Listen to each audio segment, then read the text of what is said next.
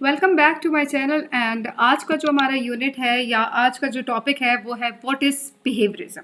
Behaviourism क्या है? जब बिहेवियरिज्म की बात करते हैं तो स्किनर और वर्डसन का नाम ज़रूर आता है। 1913 में ये साइकोलॉजी में, एजुकेशनल साइकोलॉजी में इसको इंट्रोड्यूस किया गया था। और अगर हम बिहेवियरिस्ट का व्यूज़ देखें तो वो कहते हैं कि आप मुझे कोई कुछ इन्फेंट्स दे दें, डजन ऑफ इन्फेंट्स, कुछ छोटे बच्चे जिनको मैं वेल फॉर्म कर दूं और हेल्दी होने चाहिए, तो फिर मैं उनको एक स्पेसिफाइड एक दुनिया दे दूंगा और उसी दुनिया में उनको अपब्रिंग करूं।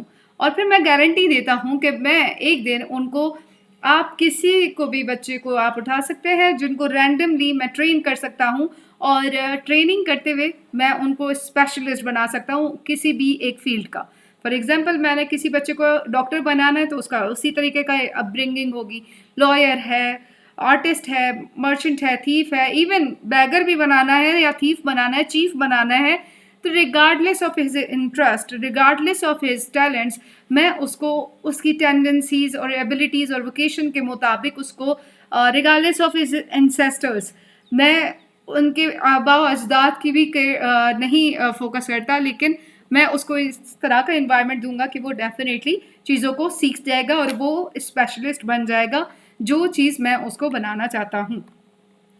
अगर हम देखें हिस्टोरिकल पॉइंट ऑफ व्यू से तो 1920 से through 1950s behaviourism school of thought जो साइकोलॉजी का, वो बहुत ज़्यादा डोमिनेंसी उन्होंने उस पर आई है और इसका प्रोमिनेंट फीचर नज़र आता है साइकोलॉजी का। रिसर्चर कहते हैं कि इसमें थीरीज को एम्पिरिकली जज किया जाता है, मेजर किया जाता है, ताकि देखा जा सके कि एवरीडे लाइफ में, हमारी डेली रूटीन में हम किस तरह से किसी चीज़ का बिहेवियर हम पे कितना इफ़ेक्ट करता है। इसको हम कंट्रीब्यूट कर सकते हैं, अंडरस्टैंड कर सकते हैं कि हम देख सकते हैं कि ये जो बिहेवियर है वो हमारी लाइफ में कितना इफ़ेक्ट करता है। जैसे कि अगर कोई एक आदत है, वो आप एक काम, एक्शन जो है वो डेली बेसिस पे करते जाएं, वो एक्शन जब आप डेली बेसिस पे आप करते जाएंगे कंटिन्यूसली कुछ महीनों तक, और अल्टीमेटली वो आपका लाइफ का हिस्सा बन जाएगा और आपके वो बिहेवियर का हिस्सा बन जाता है। इसी तरीके से आपका बिहेवियर डेवलप होता है। क्लासिकल कंडीशनिंग भी बिहेवियर की एक टाइप है। बिहेवियरिज्म में क्लासिकल कंडीशन, वो कहते हैं कि ये, इसमें जो ट्रेनिंग दी जाती है वो नेचुरल, और जो नेचुरल स्टेमिना है या न्यूट्रल स्टेमिना है, इन दोनों को मिलाते हुए हम बच्चों को ट्रेन कर सकते हैं, हम किसी भी इंसान को ट्रेन कर सकते हैं। कंडीशन क्या है कि हम इसको स्टिमुलस के साथ कंडीशन कर देते हैं। स्टिमुलस होता क्या है? कोई एक ऐसी चीज़ जिसके साथ आप एसोसिएट कर लें, अपने आप को कनेक्ट कर लें, जो कि आपको ट्रिगर करती है कोई काम करने के लिए, आपको मोटिवेट करती है, आपको इंस्टिगेट करती है कि आप वो काम कर सकें, वो होता है स्टिमुलस। स्टिमुलस फॉर एग्जांपल, आपको पहले ही भूख लगी हुई थी लेकिन आप उसको कंट्रोल कर रहे थे, लेकिन कहीं ऐसी जगह गए या घर में कोई खाना बना है, अब उसकी खुशबू जैसे ही आपने महसूस की, तो आपको लगा कि मुझे तो पहले ही भूख लगी हुई थी और इस खुशबू ने तो और मेरा हाल बुरा कर दिया, आप जल्दी से मुझे खाना दे दें। अब वो जो इस खुशबू है वो आपका स्टिमुलाई हो जाता है, वो आपका न्यूट्रल स्टिमुलाई है और वो नेचुरल भी है। अब उसके मुताबिक, अब जैसे ही बच्चे को किसी भी चीज़ की ज़रूरत होती है, जब आप उसको कनेक्ट कर लेते हैं तो बच्चे अल्टीमेटली सीखना शुरू हो जाते हैं। जैसे कि अगर बच्चों को आप सिखाते हैं लेकिन बच्चों की इंटरेस्ट है किसी चीज़ में, आपने जैसे जैसे बच्चों को पढ़ाना सिखाया, बच्चे सीखने शुरू हो गए, और फिर बच्चों को आपने क्या किया कि आपने उनको स्टार्स दे दिए, आपने कोई ना कोई उनको रिवॉर्ड दे दिया। अब वो उसको एसोसिएट करेंगे कि मैं अच्छा काम करूँगा तो अल्टीमेटली मेरी टीचर या मेरी मदर या जो भी पढ़ाने वाले हैं वो उनको रिवॉर्ड के तौर पे कुछ ना कुछ देंगे। अब वो जो रिवॉर्ड है वो बच्चे का स्टिमुलस बन जाता है कि मेरी पोजीशन जो है वो प्रोमिनेंट होगी या मुझे रिकग्निशन मिलती है। दैट इज़ क्लासिकल कंडीशन, कि जिसके साथ वो स्टडीज़ को कनेक्ट कर देता है, क्लासिक एसोसिएट कर लेता है।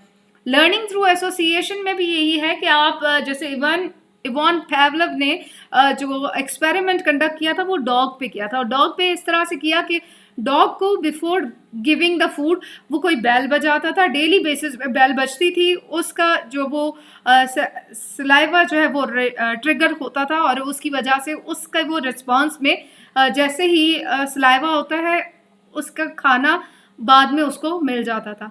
अब उसकी एसोसिएशन उस बेल के साथ हो गई कि अब बेल बजेगी फिर मुझे खाना मिलेगा, और वो उसकी जो वो रेडीनेस स्टार्ट हो जाती है। इसी तरीके से कहते हैं कि बच्चे को भी अगर कोई आप अट्रैक्शन देंगे, बच्चे को भी आप डेली बेसिस पे उनको बताएंगे तो वो बच्चे रेडी हो जाएंगे। अक्सर स्कूल्स में बेल बजाई जाती है, एक उसकी जो कंडीशन ये होती है कि बच्चों को अलार्म किया जाए कि आपकी ये क्लास ख़त्म हो गई है, be ready for the next class.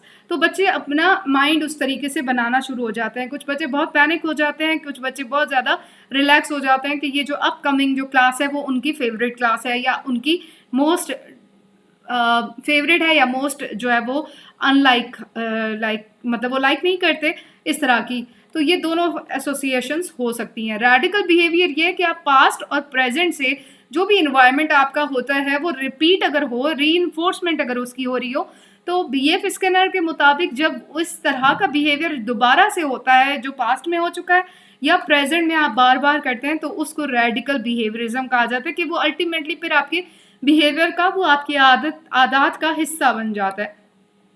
अगर हम प्रिंसिपल्स देखें क्लासिकल कंडीशंस के जो कि यूज़ किए जाते हैं मेंटल हेल्थ डिसऑर्डर को ट्रीट करने के लिए, वो एंजाइटी है। लोगों को बहुत ज़्यादा एंजाइटी हो जाती है, डिप्रेशन में पड़ जाते हैं, ऑब्सेसिव कंपल्सिव डिसऑर्डर ओसीडी जिसे कहा जाता है।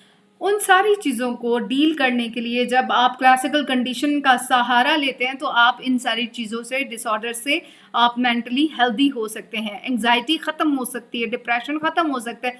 आपको डिप्रेशन है किसी भी चीज़ का, फॉर एग्जांपल आप डिप्रेस हैं कि आई डोंट नो अब क्या होगा, एंजाइटी है आपको कि मैंने कोई आपने टेस्ट दिया है, कोई इंटरव्यू दिया है, कोई आपने जॉब के लिए अप्लाई किया है, या आप टेस्ट देकर आए हैं क्लास में, अब इसके बाद जो है वो दूसरी टीचर आने वाली हैं और वो आपको बताने वाली हैं कि आपका टेस्ट किस तरह से हुआ, तो वो सारी एंग्जाइटी आपको बहुत ज़्यादा हो रही है। तो उस एंग्जाइटी को दूर करने के लिए टीचर्स को स्ट्रैटेजीज करनी होती हैं। टीचर्स को बताना होता है कि कुछ भी नहीं होता, रिलैक्स हो जाएं, अगर आप पास हुए तो भी ठीक है, और अगर नहीं हुए तो आप उसको फर्दर ठीक कर सकते हैं। आपके लिए चांसेस हैं कि आप अभी फर्दर इसको इम्प्रूव कर सकते हैं। So there are multiple factors with which teacher can remove the anxiety, depression, obsessive compulsive disorder, और इसके साथ साथ जो बच्चों में पैनिक अटैक्स हो जाते हैं, पैनिक डिसऑर्डर्स हो जाते हैं, इवन बच्चे डिसऑर्डर में चले जाते हैं और ऐसी प्रॉब्लम में आ जाते हैं कि वो उससे कोप अप नहीं कर पाते।